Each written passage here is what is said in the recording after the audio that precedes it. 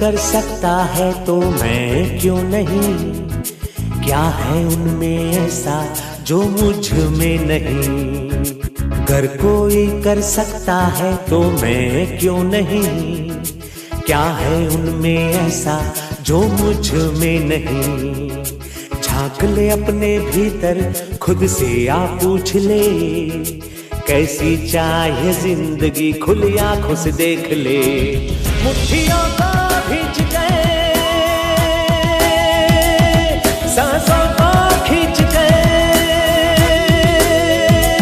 मुट्ठियों को भींच गए, सांसों को खींच गए, सबसे टकराने को, शिखर पर जाने को मैं तैयार हूँ, मैं तैयार हूँ, मैं तैयार हूँ, मैं तैयार हूँ। अभी हम मौजूद हैं पथरोल के स्थित पथरोल चौक पे, बंदर चौक पे, और यहाँ पे पूर्व सांसद हमारे निशिकांत दुबे जी मौजूद हैं और अनिश्चितताओं का बादल बिल्कुल छट चुका है। जो सामने जो प्रत्याशी थे लगातार उथल पुथल चल रहा था, ऐसे में अब विपक्ष के प्रत्याशी भी सामने आ चुके हैं और अब चुनाव काफी दिलचस्प होने जा रहा है, ऐसा मानना है। लेकिन सांसद निशिकांत दुबे का साफ साफ कहना है कि इस बार 9 लाख पार का जो इन्होंने नारा दिया है वो 9 लाख पार पे अडिग है। और इन्होंने जो कहा था कि प्रत्याशी जब प्रदीप यादव आ जाएंगे तो ये चाय के साथ और पार्टी के साथ चुनाव प्रचार करेंगे, कहीं पे वो चाय पियेंगे, कहीं पे वो खाना खाएंगे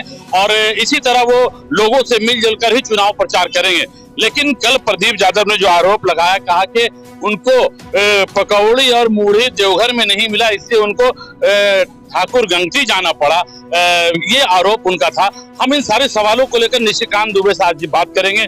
सबसे पहले पथरोल चौक पर आप आ जाए हैं, चाय पे मौजूद हैं, वोटर यहाँ पे मौजूद है, क्या कहेंगे? आप तो प्रत्याशी भी सामने आ चुके हैं। आपने देखा ना कि लोग जो है, ये कितना अच्छा काम है कि हम लोगों के यहाँ जा रहे हैं और जो हमारे कार्यकर्ता हैं या आम जनता है वो खुद ही चाय बनाती है, खुद ही खाना खिलाती है और खुद ही करवाती है। और पॉलिटिकल पार्टी में और हमारे पार्टी में जो फर्क है वो फर्क ये है कि दूसरे नेता जब आएंगे ना तो उनको अपने गाड़ी का तेल देना पड़ेगा, पेट्रोल देना पड़ेगा, चाय के लिए पैसा देना पड़ेगा, भोजन के लिए पैसा देना पड़ेगा। हम तो फ्री में चल रहे हैं, फ्री में घूम रहे हैं, फ्री में खा रहे हैं। यही मेरा प्रचार है, यही जनसंपर्क। प्रदीप यादव ने कल कहा कि पकौड़ी और मूढ़ी देवघर में नहीं मिलाई। देखिए क्या है कि मेरे लिए कांग्रेस का प्रत्याशी कोई विषय ही नहीं। दीपिका पांडे हो, फुरकान अंसारी जी हो, प्रदीप यादव जी हो, राहुल गांधी जी हो, गुलाम अहमद मीर हो, आलमगीर आलम साहब, जो भी होंगे वो कांग्रेस के प्रत्याशी हैं। जहां तक वो क्या बोलते हैं उनका विषय, मेरे पास बोलने के लिए मेरा अपना विषय है कि मोदी जी ने पिछले 10 साल में क्या विकास का काम किया है। इसी पथरौल में जब मैं 2009 में आया था, इस पथरौल की हालत ये थी कि कहीं से ना बायां से रोड था ना दायां से रोड था। आज आप खड़े हैं जिस चौक पर, आप समझिए दाहिना चले जाइएगा आपको नेशनल हाईवे नजर आएगा, बायां चले जाएगा पीडब्ल्यूडी रोड नजर आएगा, यहाँ पुस्तकालय नजर आएगा, यहाँ डेवलपमेंट नजर आएगा। तो इस तरह का जब विकास है, मैं बहुत ज्यादा दूर नहीं जाता कि कहाँ एम्स आ गया, कहाँ एयरपोर्ट आ गया, कहाँ स्कूल आ गया, कॉलेज आ गया, रेल आ गया, मैं उसमें नहीं जाता। मैं केवल ये कह रहा हूँ, कोई भी यहाँ खड़ा हुआ एक आदमी ऐसा है जो मोदी जी के कार्यकलापों से प्रभावित नहीं है। वो ऐसा घर है जहाँ की मोदी जी ने कुछ न कुछ नहीं दिया है। किसी को चावल मिल रहा होगा, किसी को आयुष्मान भारत मिल रहा होगा, किसी को प्रधानमंत्री आवास मिल रहा होगा, किसी को किसान सम्मान निधि मिल रहा होगा। एक आदमी बताइए ना किसी युवा के लिए कुछ किया होगा। तो जब हमारे पास बताने को इतना विषय है तो विरोध में कौन क्या बोल रहा है? यहाँ तो ये देश ऐसा है कि यदि भगवान जो है एक 50 बार जो है उसका सब काम कर दें, एक बार कुछ होगा तो कहेगा भगवान में मेरी आस्था ही नहीं है, भगवान को भी लोग गाली। तो यहाँ तो मैं मनुष्य हूँ। पिछले चुनाव में भी प्रदीप यादव भी थे, लेकिन उनके साथ कंगीता आजाद है। पिछले चुनाव में जहां आपको 6,35,000 वोट मिला था, प्रदीप यादव को 4,55,000 वोट मिला था। ऐसे में प्रदीप यादव कहना है कि मार्जिन का अंतर हमारा बढ़ेगा। यादव उस बार उनको वोट नहीं किए थे, इस बार यादव उनको वोट करेंगे। देखिए क्या है, कैलकुलेशन समझ लीजिए इस लोकसभा में। गोड्डा लोकसभा शिव जी के त्रिशूल पर है। गोड्डा लोकसभा में मेरे से ज्यादा गोड्डा लोकसभा कोई नहीं घूमा होगा।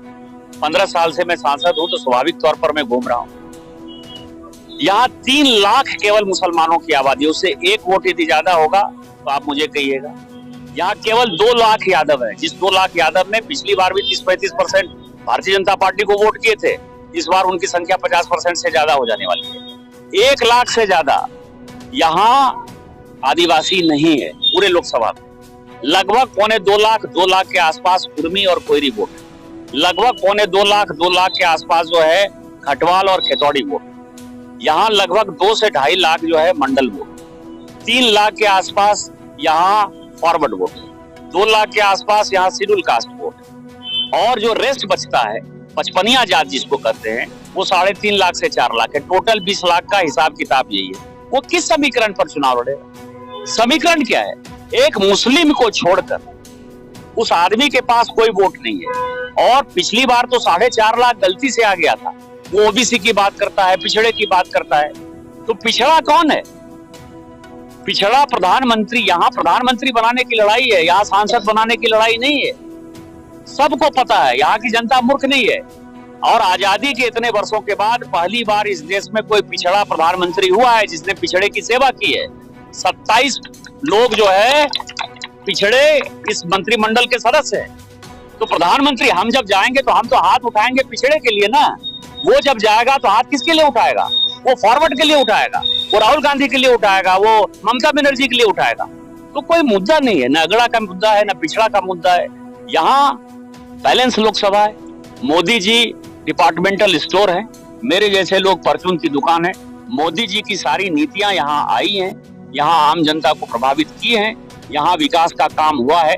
इसलिए झारखंड में सबसे ज्यादा वोट से कोई सीट यदि जीती जाएगी तो वो गोड्डा लोकसभा होगी।